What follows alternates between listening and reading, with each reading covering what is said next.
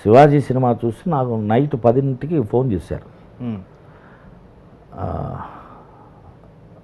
నమస్కారం, నేను రజనీ.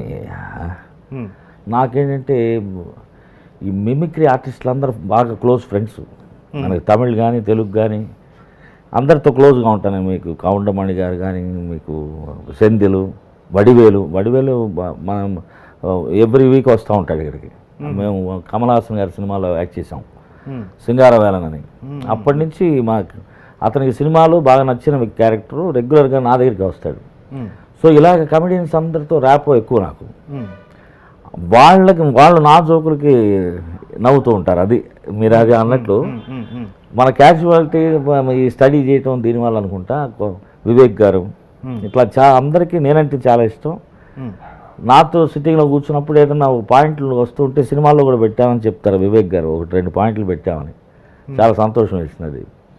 సో అట్లాగే నాకు 10 గంటలకి రజనీకాంత్ గారు ఎందుకు మాట్లాడతారు నాతో నమ్మలేకపోయారు. ఏ రజనీ అని అడిగా. ఏం చెప్పమంటారు, అడిగారు రజనీకాంత్ ప్రశ్న. అంటే ఆ హెజిటేషన్లో పట్టేశా.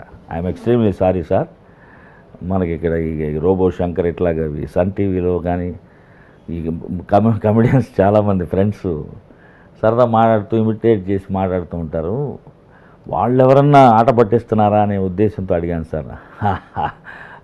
ఇవాళ తమిళ్లో చెప్పారనమాట. ఇవాళ శివాజీ తెలుగు వెర్షన్ చూశాను, నాకన్నా చాలా బాగా చెప్పారు మీరు, థ్యాంక్స్ చెబుదామని ఫోన్ చేశాను.